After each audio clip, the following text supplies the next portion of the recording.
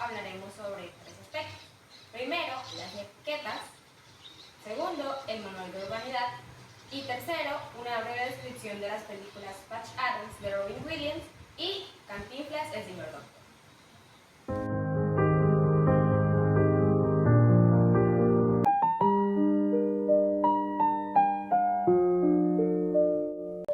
En esta primera sesión hablaremos sobre las etiquetas, que son una especie de normas sobre cómo comportarnos en los canales digitales.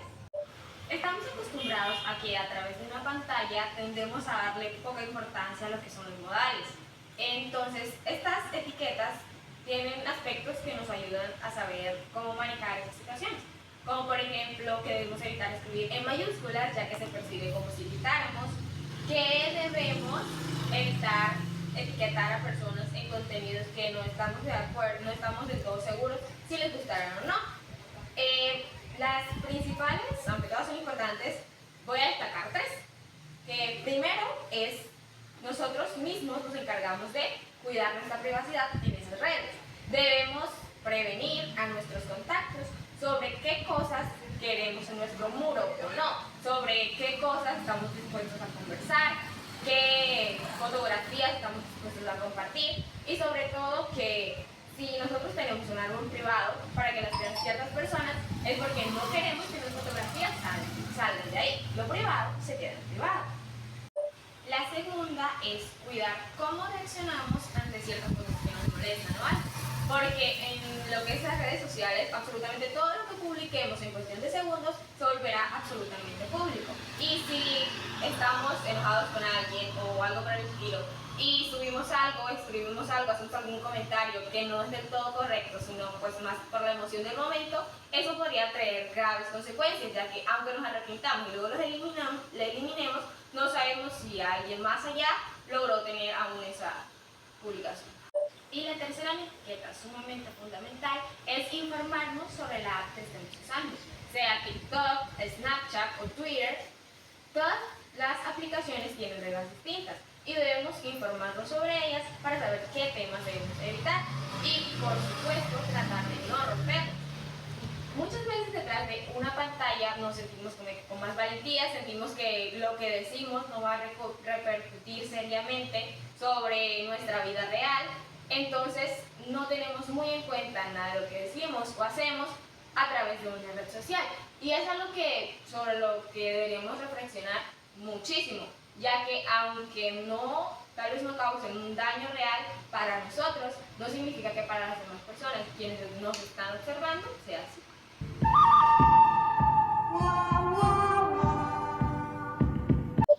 Bueno, en esta sección hablaremos sobre el Manual de Urbanidad, escrito por Manuel Carreño y publicado por primera vez en 1833. Este libro abre con 3 capítulos importantes sobre nuestros deberes para Dios, el fundamento de todo, la sociedad, nuestros padres, el prójimo y con nosotros mismos, la higiene y dignidad humana. En la segunda sección nos habla sobre qué es la urbanidad y la importancia que tiene para la paz social. Nos dice más o menos que los modales, la civilidad, es el aceite para que la maquinaria de la sociedad funcione sin escándalo. Y la última parte, que es la más extensa, nos habla sobre cómo comportarnos y sobre los temas, como por ejemplo, en casa, cómo tratar a nuestros padres, cómo organizar los muebles, en la calle, cómo caminar, cómo saludar, en la mesa, cómo debemos tomar los utensilios y qué tipos de conversaciones debemos evitar. También en las fiestas, cómo llegar, cuándo quedarse. Este libro tiene normas tan específicas que nos habla también de que no debemos mirar a desconocidos en la calle, ya que es una falta de civilidad. Y una de las cosas que más me sorprendió también habla acerca de la higiene, de que debemos lavarnos los ojos con agua fría, bueno, en ese entonces como ducharse no era algo tan común, que la nariz también debemos sonarnos de manera silenciosa y no debemos mirar el pañuelo después de que lo hagamos. En ese entonces el contexto era de que prácticamente todos querían imitar la civilidad o la elegancia de lugares como París y Londres. Entonces este manual sirvió como un filtro para separar a la sociedad de élite de la barbarie. Bueno, para seguir andando en este escrito, quise invitar a un amigo cercano que de hecho es educador. Por favor, preséntese. Sí, mi nombre es Rodrigo Rojas Pérez, docente, licenciado en Ciencias Religiosas y Teología. Bueno, en su sociedad, ¿cómo acogió el manual de Carreño? El manual de Carreño en esos momentos, tú mencionaste allí la cuestión del tiempo, era de carácter obligación en escuelas y colegios, ya que todavía la figura de institución no existía. Y se convirtió en el hilo conductor de transformación del individuo en persona, a través del orden y a través del reconocimiento de la autoridad, que en estos momentos está un poco perdida, porque se confunde la palabra autoridad, no se reconoce como tal autoridad, y es donde hemos tenido un desfase bastante grande para manejar la disciplina en las instituciones del país. Yo de hecho, bueno, cuando estaba en primaria, recuerdo que a nosotros nos ponían a formar. Eso era algo que pues antes se veía bastante y ahora no. Algo que ha desaparecido, las formaciones todas las semanas, un día a la semana, puede ser el lunes, puede ser el martes, cualquier día de la semana. Ahí en esas formaciones se habla de la disciplina de las instituciones. Así existan los manuales de convivencias en el papel y bonitos, allá escritos, basados en las nuevas reformas que le han hecho a la educación a través de algunos decretos, de algunas resoluciones.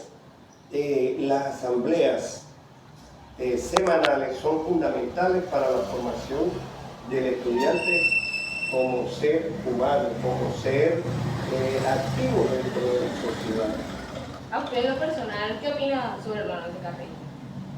Para mí muy bueno, muy bueno. Lo que pasa es que se le dio como un tip por ahí como diferente. Y Carreño ni siquiera era europeo, Carreño era venezolano, una persona nuestra, pedagogo, músico, escritor. Y entonces pues le dieron otra connotación y fue donde el Ministerio de Educación Nacional optó por quitar la normalidad de Carreño de las instituciones. Hoy en día nos hace falta eso, nos hace falta, y repito, basado en un artículo por allí que salió en la Constitución del 91 sobre la libre expresión de la personalidad. Eso le han dado una mala interpretación. Y ¿qué sería, por ejemplo, de un profesional? Vamos a hablar de un profesional de salud que llegue al consultorio con un pince, con unos tatuajes, con un peinado todo extraño, que el paciente apenas lo ve, se va a llevar un mal concepto de ese profesional en salud y puede ser en otra rama. Pero vamos a hablar específicamente de salud. Entonces se pierde como que la importancia, ya va a haber algo que es negativo para ese ser humano como profesional. Es que bueno, principalmente, como lo dijo anteriormente, el manual de Carreño fue hecho para esa época donde todos querían ser parisinos, todos querían ser elegantes, todos querían ser de la nobleza. Ahora, digamos que no es que sea obsoleto, sino que pues también gran parte de su contenido no se puede aplicar pues, a la sociedad actual.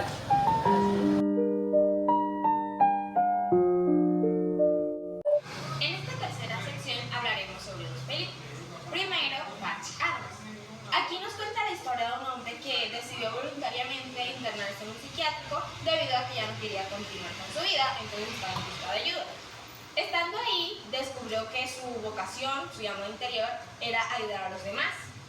Entonces empezó en la Facultad de Medicina. Estando ahí era el mejor estudiante, pero sus decanos todos coincidían en que no se apegaba mucho a las reglas. Aún así, él se esforzaba por visitar a los enfermos en el hospital y su principal tratamiento era la risoterapia, hacer feliz a todos sus pacientes. Aunque sus decanos no estaban de acuerdo y pues lo querían negar su título, él se esforzó por demostrar que su título lo merecía, pese a que no seguía lo convencional, que su decano decía que se acercaba mucho a sus pacientes y debía mantener un nivel. Él decía que no, que pues, era igual a sus pacientes. Y él no veía el por qué ser distante o frío con sus pacientes, sino que concluía en que entre más se acercara a ellos, mejor podía atenderlos.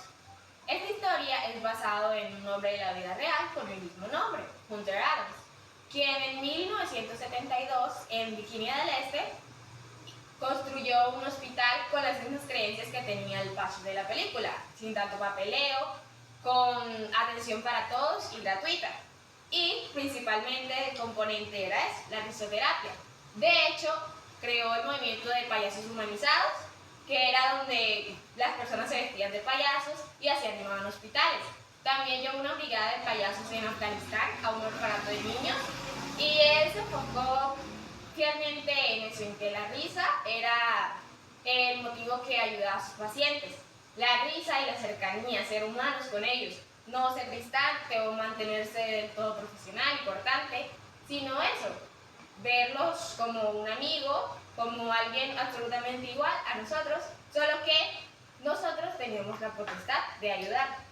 Aunque en la película Pacho estuvo a punto de dejar la escuela de medicina debido a un incidente que tuvo con unos pacientes, tanto así llegó a pensar que él dijo que tenía fe en las personas y en realidad no había resultado ser así. Pero pronto se dio cuenta que su pensamiento estaba equivocado y que su verdadera labor era seguir ayudando a las personas.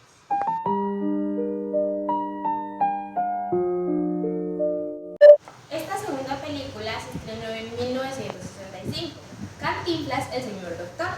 Nos cuenta la historia de un doctor que trabajaba en una zona bastante apartada. Entonces decidió abandonarla por unos años para actualizar sus conocimientos sobre medicina e ir al Centro Nacional de México de Salud. Ahí se relacionaba con otros doctores que no consideraban que compartían su pensamiento, que eran algo distantes con los pacientes, y le da todo lo contrario. El conflicto principal en esta película es el hecho de que el doctor atendió a un niño que no era su paciente, se volvió amigo cercano. Y él tenía un tumor en la cabeza que nubló su visión. Su papá no estaba de acuerdo con la operación. Aún así, este doctor lo operó y aunque el niño salió bien y él después fue director del centro de salud, en la película nos lo muestra como algo heroico. Y pues, sí, también tiene algo de empatía y nos alegra un poco, pero en la vida real esto tendría serias implicaciones legales. Aquí quiero citar a Gilbert Scalabrini en su libro Medicina Legal y Toxicología, donde en el capítulo 11 sobre la responsabilidad médica, en la página 110, donde habla sobre la responsabilidad penal del médico, nos dice que el que por imprudencia grave causare la muerte de otro será castigado, catalogado de homicidio imprudente. Aunque en la película esto salió bien, en la vida real no es algo nada recomendable, aunque la actuación nos pueda, porque principalmente el niño tenía unos 8 años, no tenía consentimiento del padre, no tenía voluntad sobre sí mismo para decidir ese procedimiento tan riesgoso. Y aunque tanto el niño como el doctor quedaron bien librados, el doctor salió como héroe, esto no es como que sea muy conveniente o ético. En la vida real puede ser catalogado por negligencia, imprudencia y acarrearía muchas sanciones penales. Y pues hay que preguntarnos un poco, una vida, pues sí, puede que haya salvado una vida, pero en un contexto real acabaría en prisión y desde prisión no podría salvar vidas.